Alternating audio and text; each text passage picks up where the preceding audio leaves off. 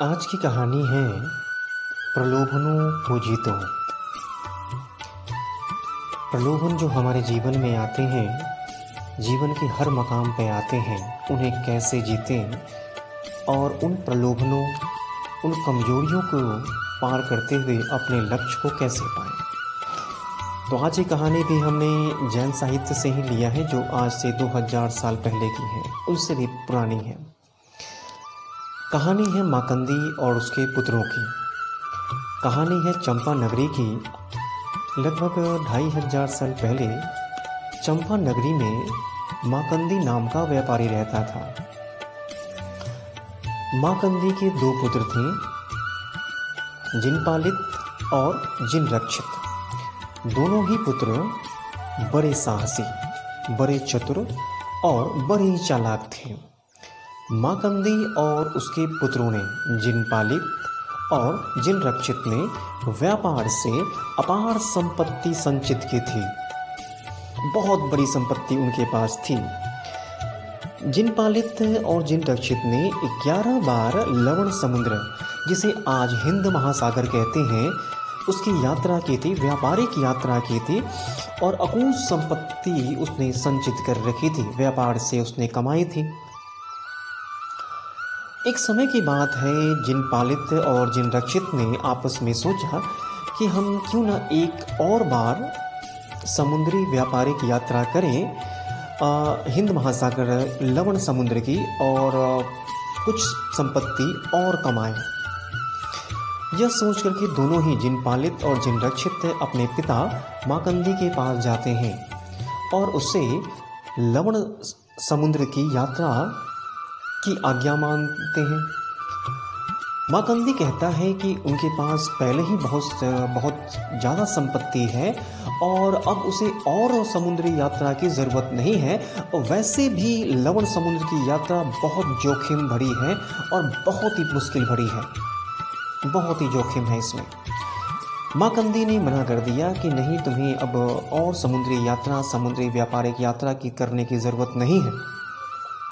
परंतु दोनों भाई, जिनपालित और जिनरक्षित, अपनी मांग पर अड़े रहे और अंत में बहुत जिद करने के बाद माकंदी ने न चाहते हुए भी उन्हें समुद्री यात्रा की आज्ञा दे दी। जिनपालित और जिनरक्षित ने एक बहुत बड़े जहाज में कई तरीके के व्यापारिक वस्तुओं को लादा और लवण समुद्र में समुद्री यात्रा पर निकल पड़े।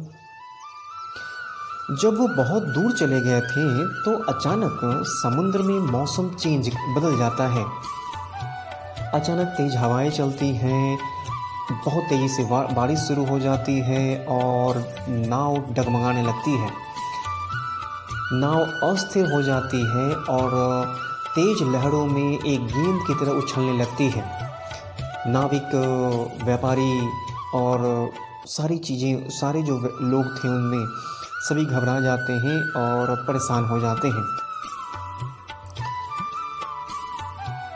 बहुत ही मेहनत के बाद जब उनकी नाव स्थिर नहीं हो पाती है, लहरें बहुत तेज चल रही होती हैं, उस नाव से नियंत्रण छूट जाता है और नाव एक बहुत बड़ी चट्टान से टकरा जाती है और चकनाचूर हो जाती है।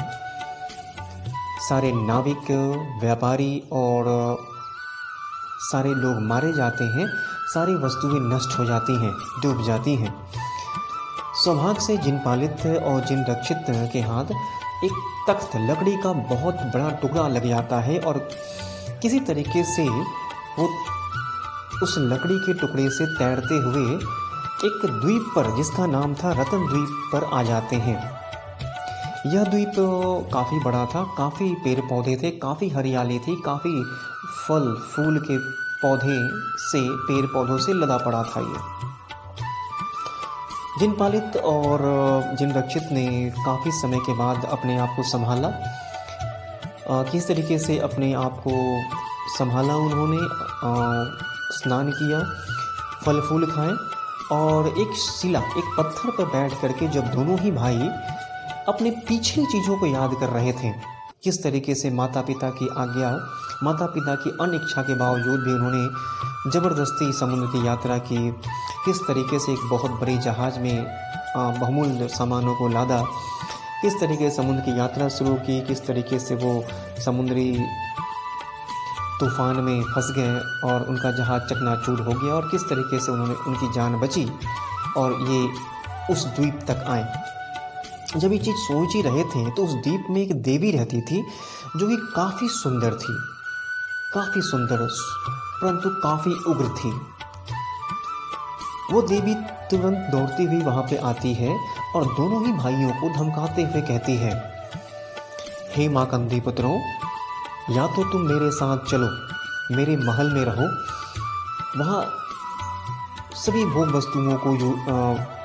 वस्तुओं को यूज़ करो, ऐसो आराम से रहो, या तो तुम मेरी बात को मान लो, मेरे साथ रहो, मेरे महल में रहो, नहीं तो मैं तुम्हें आज ही अपनी तलवार से टुकड़े टुकड़े कर दूंगी। माकंदी पुत्र डर जाते हैं। जिन पालित और जिन रक्षित जो कि एक अनजान द्वीप पर थे और वो इन चीज़ों से डर जाते हैं, उन्होंने उस देवी की बात को मान लिया और उसके साथ उसके महल में, उसके प्रसाद में रहने के लिए चले जाते हैं। दोनों ही भाई काफ़ी समय तक देवी के साथ आनंद से रहते हैं। एक दिन की बात है, देवी को ये आदेश हुआ कि जाओ समुद्र की सफाई करो। ब्रह्म ने आदेश दिया, हे देवी जाओ समुद्र की सफाई करो। देवी ने कहा कि ठीक है। जाने से पहले देवी ने माकंदी पुत्रों, जिन पालित और जिन रक्षित को बुलाया और कहा, ब्रह्म से आदेश हुआ है समुद्र की सफाई का, तो मैं समुद्र की सफाई के लिए जा रही हूँ। तुम लोग महल में ही रहना, महल में सारी चीज़ें हैं, तुम महल से बाहर मत जाना। फिर भी अगर तुम्हें मन न लगे तो पूर्व वनखंड, यानी महल से पूर्व दिशा में जो जंगल हैं, जो वन है, उसमें जा सकते हो। वहाँ पे सदा वर्षा होती रहती है और शरद ऋतु रहते हैं, अच्छा मौसम है, अच्छा हरियाली हमेशा छाई रहती है, वहाँ तुम्हारा मन लग जाएगा। उसने फिर कहा कि अगर पूर्व वन खंड से तुम्हारा मन न लगे तो उत्तर वन खंड में चले जाना, वहाँ पे शरद ऋतु रहती है और हेमंत ऋतु रहती है। वहाँ पेड़ पौधे हैं, पोखर हैं, तालाब हैं, झरने हैं, वहाँ तुम्हारा मन लग जाएगा। अगर वहाँ भी मन न लगे तो पश्चिम वन खंड की तरफ चले जाना, वहाँ वसंत और ग्रीष्म ऋतु रहती है, फल फूलों से लदे पेड़ हैं, झरने काफ़ी ज़्यादा हैं, तुम्हें अच्छा लगेगा वो। परंतु किसी भी तरीके से दक्षिण वनखंड की तरफ न जाना, वहाँ जाओगे तो फिर वापस नहीं आ पाओगे। और यह कह के देवी चली गई। दोनों ही भाई कुछ समय तक महल में रहते हैं, उसके बाद उनका मन नहीं लगता और वो वनखंड में घूमने जाते हैं। पहले वो पूर्वी वनखंड में जाते हैं, फिर उत्तरी वनखंड में जाते हैं और पश्चिमी वनखंड में जाते हैं। स्वाभाविक बात है, उनका जिज्ञासा होती है कि मैं दक्षिणी वनखंड में भी जाऊं और देखूं कि क्या है वहाँ पे, देवी ने क्यों जाने से मना किया है। और वो दक्षिणी वनखंड में भी जाते हैं और दक्षिण वनखंड में आगे बढ़ने के बाद वो देखते हैं कि काफ़ी बदबू आ रही है और काफ़ी भयावह स्थिति है। थोड़ी बहुत दूर और आगे जाने के बाद वो एक मरे हुए इंसान को देखते हैं जिसका शरीर आधा सड़ चुका था और वो दर्द से करा रहा था। ये दोनों भाई उस व्यक्ति के पास जाते हैं और पूछते हैं, हे भाई तुम्हारी ऐसी हालत किसने की। वो व्यक्ति बोलता है कि वन देवी ने ही हमारे ये हालत की है।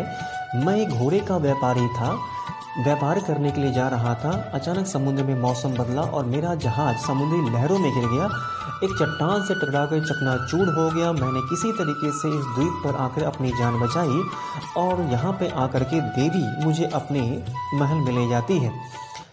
मैं उस महल में आराम से रहता हूँ, परंतु एक दिन एक छोटी सी गलती हो जाती है और देवी मुझसे रुष्ट हो जाती है और उसने मेरा ये हालत कर दिया। और उसके बाद वो व्यक्ति काफ़ी दर्द से कराहता है। ये दोनों भाई समझ जाते हैं कि यही हालत उनकी भी होने वाली है। उन्होंने उस व्यक्ति से पूछा, इस द्वीप से बाहर निकलने का क्या रास्ता है। उस व्यक्ति ने कराहते हुए बोला कि पूर्वी वनखंड में जहाँ से तुम आ रहे हो, उसी वनखंड में और आगे चलने के बाद शालक नाम का एक अश्वधारी यक्ष रहता है। यक्ष एक ऐसे व्यक्ति होते हैं जिनकी सिद्धियाँ होती हैं, चमत्कारी सिद्धियाँ होती हैं। जो कि अश्व यानी घोड़े का रूप धारण कर लेते हैं। तुम उनके पास जाओ, वो हर महीने के चतुर्थी, अष्टमी, पूर्णिमा और अमावस्या को अश्व का रूप धारण करता है और जोर जोर से चिल्लाता है, मैं किसकी मदद करूं, मैं किसको पार उतारूं। तो तुम इन दिनों पर यदि जा करके उससे, उस यक्ष से प्रार्थना करोगे तो वो तुम्हारी मदद करेंगे और वो तुम्हें इस द्वीप से बाहर निकालेंगे। यह कहकर वो आदमी मर जाता है। ये दोनों भाई बहुत तेजी से पूर्वी वनखंड में उस शैलक नाम के यक्ष के पास जाते हैं और यक्ष से प्रार्थना करते हैं। शैलक मान जाता है और कहता है, परंतु एक शर्त रखता है। शर्त यह है कि मैं तुम दोनों को अपनी पीठ पे ले बैठा करके बहुत तेजी से इस द्वीप से तुम्हें बाहर निकाल दूंगा, परंतु शर्त यह है कि बीच में वो देवी तुम्हें जरूर मिलेगी। वो देवी तुम्हें डराएगी, तुम्हें धमकाएगी, तुम्हें प्रलोभन देगी, अपने हाव भाव और रूप रंग से तुम्हें लुभाएगी। अगर तुम्हारे मन में थोड़ा सा भी डर या फिर लालच आता है या फिर कहीं भी तुम उसके प्रति आकर्षित होते हो तो मैं तुम्हें वहीं उतार दूंगा और वो देवी तुम्हें वहीं पे मार देगी। दोनों भाई मान जाते हैं और वो शैलक की पीठ पे बैठ जाते हैं। शैलक बहुत तेजी से द्वीप से निकलना शुरू करता है। रास्ते में देवी आती है और देवी के हाथों में तलवार तो है ही। सबसे पहले उसने दोनों ही भाइयों को बहुत गिराया, लाल लाल आंखें की बड़ी तलवार दिखाया और कहा कि रुक जा, नहीं तो मैं अभी तुम्हारे टुकड़े टुकड़े कर दूंगी। दोनों भाई अड़े रहे और उन्होंने देवी की बातों को ध्यान नहीं दिया। फिर देवी ने कहा, एक अलग तरीका अपनाया। उसने एक सुंदर मनोहर रूप धारण किया और पुनः उन दोनों भाइयों पर अपना असर दिखाने लगी। काफी मनमोहक, सुंदर, कामुक रूप दिखाया उसने। यह देख करके जिनपालित मोहित होने लगा। जैसे ही जिनपालित उसके वश में हुआ और पीछे की ओर देखा, वैसे ही जो अश्व था यानी शैलक जो अश्व था, उसने जिनपालिक को अपने पीठ से उतार दिया और वह समुद्र में गिर गया। तुरंत देवी ने अपनी तलवार से उसके टुकड़े टुकड़े कर दिए और वो मर गया। परंतु जिन रक्षित अरा रहा, उसने देवी के प्रलोभनों, उसके आकर्षण के प्रति कोई भी दिलचस्पी नहीं दिखाई। अंत में देवी अपने लाखों प्रयत्न करके असफल रही और जिन रक्षित सुरक्षित रूप से अपनी नगरी चंपा पहुंच गया। ये कहानी दिखाती है कि हमें अपने लक्ष्य में काफ़ी मुश्किलें आएंगी। कुछ डर, कुछ भय, कुछ लोभ, कुछ मोह, कुछ वासना, कुछ प्यार, ये सब आएंगी। इन सब पर विजय पानी होती है, लक्ष्य तभी मिलती है। धन्यवाद। चैनल को सब्सक्राइब करें। Thank you.